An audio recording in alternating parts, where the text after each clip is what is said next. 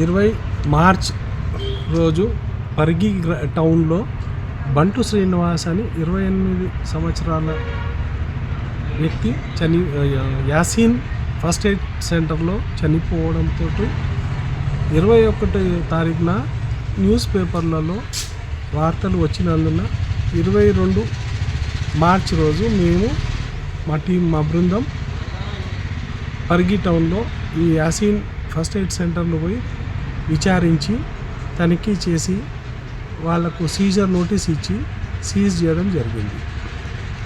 దాని కారణాలు అన్నీ తెలుసుకున్న తర్వాత ఎండి గఫార్ అనే ప్రాక్టీషనర్ ఆయన ఎట్టి అర్హత లేకుండా రిజిస్ట్రేషన్ లేకుండా ప్రాక్టీస్ చేస్తున్నందుకు మేము సీజ్ చేయడం జరిగింది.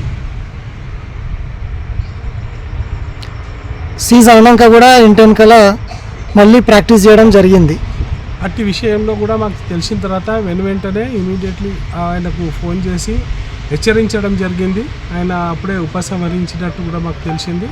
దాని తర్వాత మళ్ళీ పిలిపించి ఆఫీస్కు గట్టి వార్నింగ్ కూడా ఇచ్చినాము. ఇక ముందు చేస్తే మళ్ళీ దాని తగు చర్యలు కూడా కఠిన చర్యలు తీసుకుంటామని చెప్పేసి కూడా వార్నింగ్ ఇవ్వడం జరిగింది.